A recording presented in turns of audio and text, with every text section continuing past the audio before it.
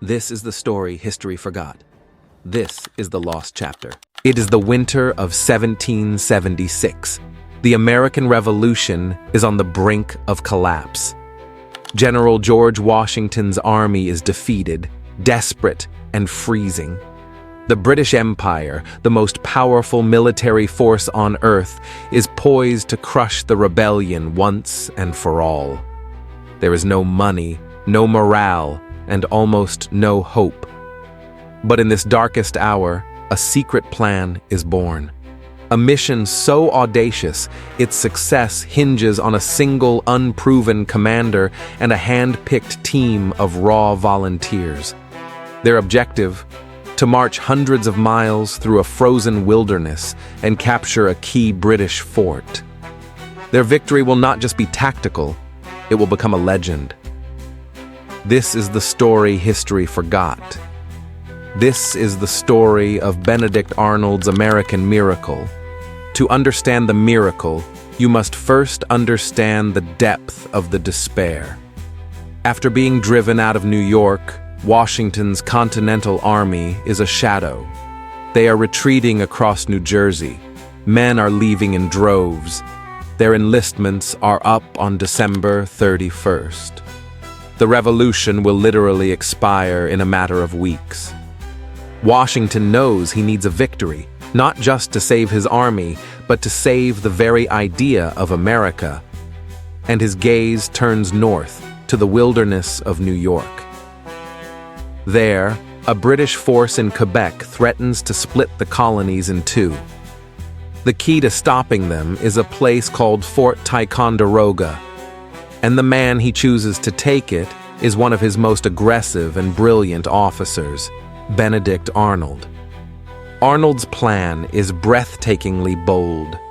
He will lead 1,100 men up the Quebec River in Maine through some of the most brutal, uncharted wilderness on the continent, and emerge to launch a surprise attack on Quebec City. But the wilderness fights back.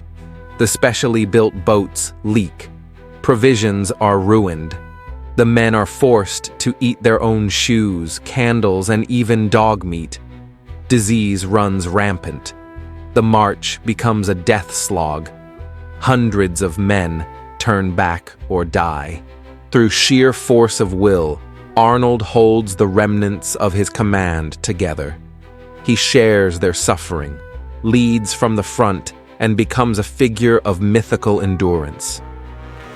After more than 2 months of hell, a ragged band of 600 skeleton-thin survivors stumbles out of the woods, and they are still behind enemy lines. Now they must fight.